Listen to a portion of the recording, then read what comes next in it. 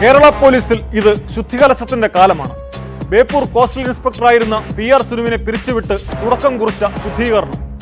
POCSO case പ്രതിയെ പീഡിപ്പിച്ച Airoor police സ്റ്റേഷനിലെ മുൻ CI R ജയസനിലും സുനുവിന്റെ വഴിയിലാണ്. സർവീസിൽ നിന്ന് നീക്കം ചെയ്യാതിരിക്കാൻ കാരണമുണ്ടെങ്കിൽ ബോധിപ്പിക്കണമെന്നാവശ്യപ്പെട്ട് ജയസനിലിന് DGP നോട്ടീസ് നൽകി. 7 ദിവസത്തിനകം മറുപടി നൽകണം.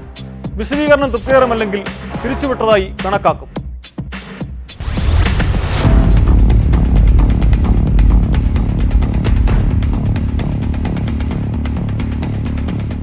കേസിൽ നിന്നൊഴിവാക്കാമെന്ന് വാഗ്ദാനം ചെയ്ത് 27-കാരനെ ക്വാർട്ടേഴ്സിലേക്ക് വിളിച്ചു വരുത്തി പ്രകൃതി വിരുദ്ധ പീഡനത്തിന് ഇരയാക്കിയതിന് ജയസനിലിനെതിരെ കേസെടുത്തിരുന്നു.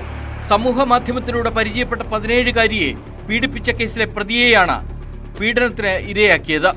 പ്രതിയിൽ നിന്ന് പണം തട്ടിയെടുത്തതായും FIR-ൽ ഉണ്ട്. എന്നാൽ കേസ് പിൻവലിച്ചില്ല. ഈ കേസിൽ ജാമ്യം ലഭിച്ച ശേഷമാണ് യുവാവ് പോലീസിൽ പരാതി നൽകിയത്. പിന്നീട് റിസോർട്ടുകാരിൽ നിന്ന് കൈക്കൂലി വാങ്ങിയ കേസിലും ജയസനിൽ സസ്പെൻഷനിലായി.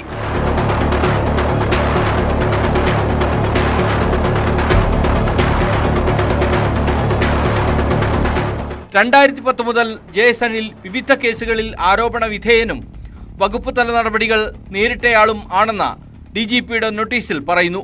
കുപ്രസിദ്ധ ഗുണ്ട കരാട്ടെ സുരേഷിൽ നിന്ന് കൈക്കൂലി വാങ്ങിയതും റിസോർട്ട് ഉടമകൾക്കെതിരെ വ്യാജ കേസ് രജിസ്റ്റർ ചെയ്തതും അടക്കം വകുപ്പ് തല നടപടികൾ നേരിട്ട 5 കേസുകളുടെ കാര്യം നോട്ടീസിൽ പറയുന്നുണ്ട്.